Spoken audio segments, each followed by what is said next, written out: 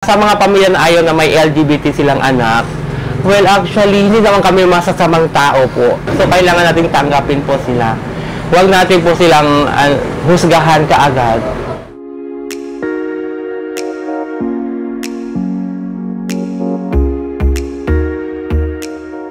Ako po si Eralyn Francisco. I am 38 years old from Zamboanga City. Masasabi ko po na I am a transgender woman po. I think I was 4 years old. Kasi nalaman kasi sabi ng ano lang, hey, bakit ka naglalaro ng mga Barbie, ganyan. Kasi mostly mga pinsan ko nilalaro ko, mga babae. So doon ko nalaman na, ay, parang bakla ako, ganyan. Transgender po ako. 4 po kami, ako po yung pangalawa. Actually, sa family ko, wala naman silang reaction about kung ano ako, kung sino ako. Kasi, so yung tatay ko parang baliwalaan sa kanya, parang he is proud na naging ganito ako kasi wala kaming kapatid na babae. Nakikita ko ngayon sa generation, parang sa mga bata ngayon, parang easy lang sa kanila. Kasi yung mga magulang nila, parang sinusupport na nila kung anong gusto ng mga anak nila ngayon. Kaysa before. High school grad lang po ako. Before po, ako po ay sales representative sa isang appliances store.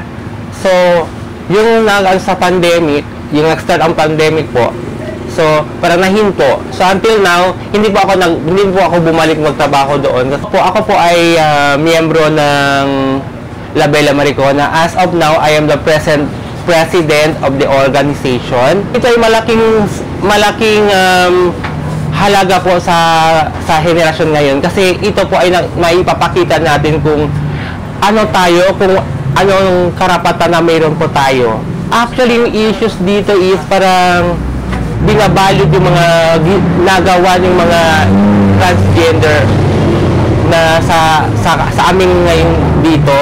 Kasi mostly, ang nakikita nila is mga gawain ng mga lalaki, yung gagawin ng mga babae, pero hindi nila parang ina-appreciate yung mga ginagawa namin. Ini-involve namin yung sarili namin for community outreach, parang maano nila sila sa amin. Ganun pang ginagawa po namin.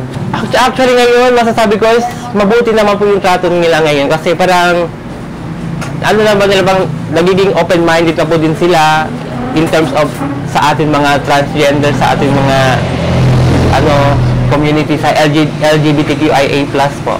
Meron pa akong jowa ngayon na kilala ko yung jowa ko. Yung friend ko, parang in-invite siya sa bahay ko. So, doon ko siya nakilala. Actually, nagbabayad hindi po sa pag-ibig.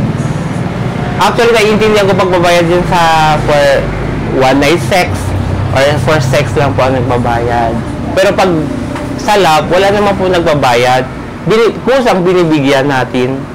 Actually po, hindi po mahirap ang humanap ng boyfriend o boyfriend dito po sa lugar po namin.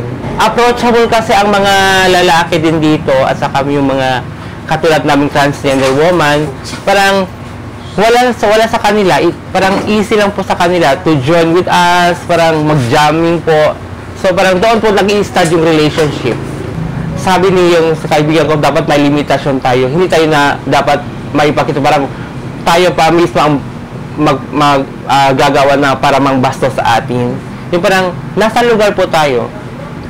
Sa akin, sa mga batang LGBTQIA, ang mensahe ko lang po sa kanila is ipakita lang nila kung ano sila, kung ano lang din kaya nila, at saka huwag maglalabis kung anong hindi nilang kayang gawin.